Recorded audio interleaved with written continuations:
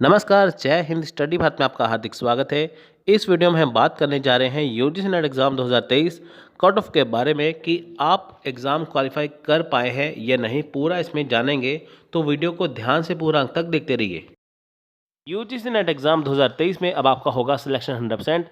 बिना कोई बुक पढ़े, बिना कोई नोट्स बनाए आप इसे इजीली क्वालिफाई कर सकते हैं, क्योंकि हम आपको देंगे यूजीसी नेट पेपर 1 पेपर 2 के बेस्ट पीडीएफ नोट्स आपके व्हाट्सएप पे। तो पेपर 1 की कॉस्ट है ओनली 750 रुपीज़। इसमें आपको 2023 के according fully updated PDF notes मिलेगा आपको व्हाट्सएप पे, जिसमें theory, PDF notes, practice set सब कुछ कवर होगा। सो पेपर 2 के ये सब्जेक्ट लिखे हैं, इसकी कॉस्ट है ओनली 1500, इनकी 1500 रुपये। इसमें पूरा पीडीएफ कंप्लीट आपके व्हाट्सएप पे आएगा, आपको कोई बुक नहीं पढ़नी, कोई नोट्स नहीं बनाने। सो इसके लिए आपको हमें इस नंबर पे कॉन्टैक्ट व्हाट्सएप करना है, आपको लिखना है बेस्ट 2023 पीडीएफ नोट्स, आपको पूरी जानकारी यहाँ पे मिल जाएगी। मैं हूँ यूजीसी नेट की वेबसाइट पे। आप सभी को जैसे पता है कि अभी हमारी यहाँ पे आंसर की आ चुकी है, तो आपको मैं यहाँ पे बता देता हूँ कि आंसर की के बाद आपको ये जानना है कि आपकी कट ऑफ कब आएगी। देखिए, आपको मैं कट ऑफ का पूरा आपको मैं यहाँ पे डाटा देने वाला हूँ, तो जिससे आप इजीली समझ सकते हैं। तो देखिए, आपको सबसे पहले मैं बता दूँ कि जिनकी आंसर की आ चुकी है, देखिए ज़रूरी नहीं है कि आपको आंसर की चेक करनी है, क्योंकि देखिए यहाँ पे क्या है कि जो आपका आंसर की है, पहले आपका क्वेश्चन पेपर आपको दिखाई देगा, साथ में आंसर की है, लेकिन क्वेश्चन की आईडी को आपको आंसर की आईडी के साथ मैच करना पड़ेगा, जो कि बहुत सारे स्टूडेंट के लिए थोड़ा सा टिपिकल है। तो वो सोचते हैं कि क्या इन्हें चेक करना ज़रूरी है। देखिए, चेक करना ज़रूरी नहीं है। मान लीजिए कि आपको दिक्कत आ रही है क्वेश्चन पेपर आंसर की चेक करने में, तो आप इसे स्किप कर सकते हैं, तो आप अपने रिजल्ट की वेट कर सकते हैं।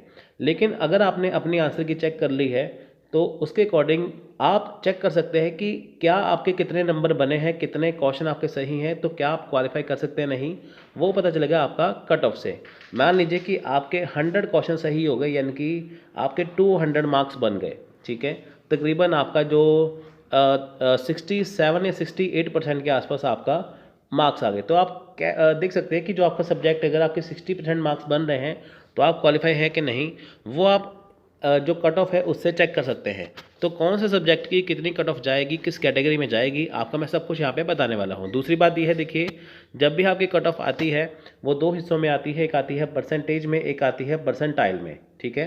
परसेंटाइल में आती है जिन शिफ्ट का एग्ज़ाम ज़्यादा शिफ्ट में, जिनका एग्ज़ाम जो सब्जेक्ट होता है, जैसे फॉर एग्जांपल हिस्ट्री सब्जेक्ट है, कॉमर्स है, अगर इनका जो एग्ज़ाम है, किसी भी एग्ज़ाम का जो एग्ज़ाम होता है, अगर वो ज़्यादा शिफ्ट में होता है तो वो परसेंटाइल में आता है, अगर एक ही शिफ्ट में होता है तो वो परसेंटेज में आता है।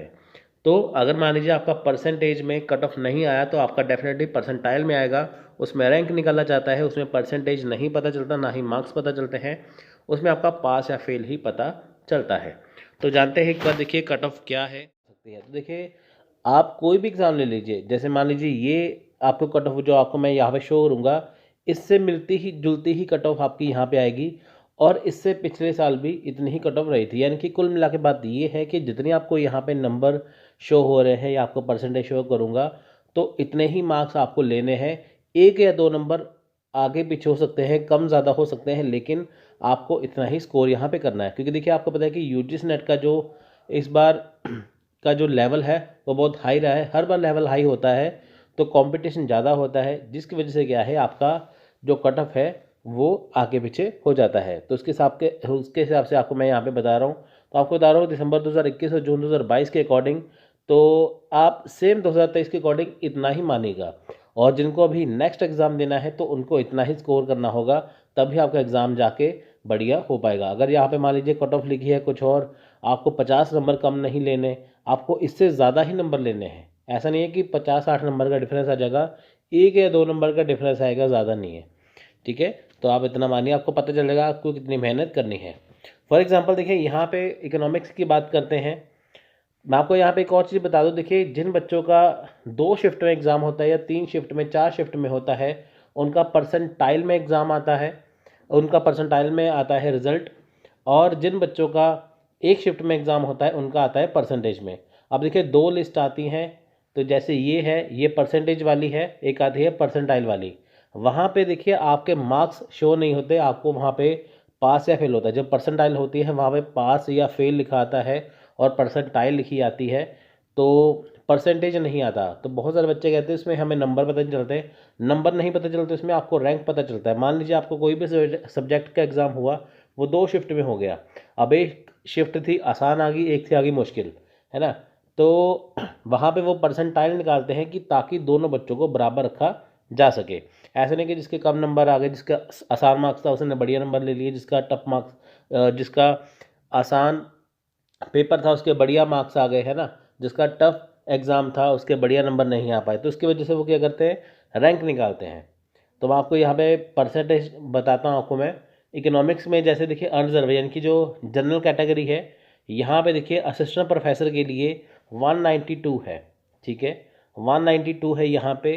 तो यहाँ पे देखिए 300 में से 192, 192 नंबर आपको चाहिए, यानी कि ये देखिए तकरीबन बनता है आपका 64%।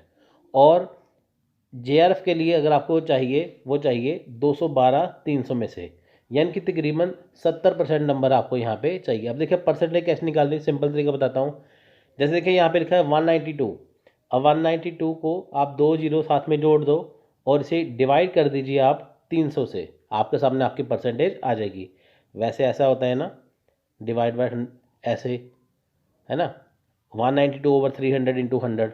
तो आपको ये करने के बजाय क्या करना है, कैलकुलेटर निकालिए, उसमें से 192 2 जीरो लगाई, उसे आपको डिवाइड करना है 300 के साथ।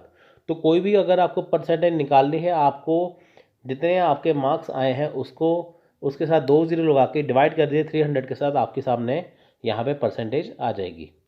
तो 192 के हुए 64 टू 12, यानी कि जेआरएफ के लिए आपको चाहिए 70%, यानी कि इकोनॉमिक्स में आपको चाहिए 70% और 64 या 65% आपको चाहिए असिस्टेंट प्रोफेसर के लिए अनरिजर्व में। ईडब्ल्यूएस के लिए देखिए यहाँ पे 172 मार्क्स हैं, इसमें 198 है, यानी कि 57% आपको चाहिए ईडब्ल्यूएस में इकोनॉमिक्स के लिए, और 198 यानी कि आप ये मानिए कि तकरीबन 66% यहाँ पे चाहिए आपको इसके लिए।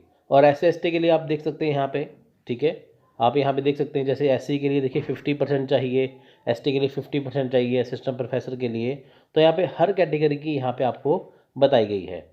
तो अगर आपको कोई भी, जैसे आप मान लीजिए SC/ST से बिलोंग करते हैं, तो आपको यहाँ पे परसेंटेज यहाँ पे निकालनी है, तो आप यहाँ पे निकाल सकते हैं ईजिली। तो जेआरएफ की भी निकाल सकते हैं, असिस्टेंट प्रोफेसर की भी निकाल सकते हैं। अगर आप जनरल से हैं, आपको पता है कि 64% करना है, असिस्टेंट प्रोफेसर के लिए 70% चाहिए आपको जेआरएफ के लिए। अगर आप SC/ST है, आपको पता है कि 50% चाहिए आपको असिस्टेंट प्रोफेसर के लिए, और 57 या 55% के आसपास आपको चाहिए जेआरएफ के लिए। तो आप देख सकते हैं कितना ज़्यादा अंतर है दोनों में। तो ऐसे देखिए हर जो सब्जेक्ट है, जैसे कोई भी सब्जेक्ट है उसके अकॉर्डिंग देखिए वहाँ पे असिस्टेंट प्रोफेसर जेआरएफ के लिए कट ऑफ अलग जाती है। देखिए जैसे जनरल में देखिए यहाँ पे अनरिजर्व में इकोनॉमिक्स की थी 212, लेकिन फिलोसफी में देखिए 226 गई है ना। तो ये सब्जेक्ट के ऊपर डिपेंड करता है, हर एक सब्जेक्ट की कट ऑफ अलग है SC/ST के लिए। तो आप ये लिस्ट मान के चलिए, अगर आप मान लीजिए आपने एग्ज़ाम दे दिया, उसके बाद आपके जितने मार्क्स बनते हैं, तो आप इसके अकॉर्डिंग जजमेंट लगा सकते हैं कि आपके कितने मार्क्स आएंगे। आगे जितने भी एग्ज़ाम होंगे तो उसके अकॉर्डिंग आप ये मान सकते हैं कि आपकी इतनी कट ऑफ गई है। तो 1-2% का ही फ़र्क पड़ता है, ऊपर नीचे ज़्यादा फ़र्क नहीं पड़ता।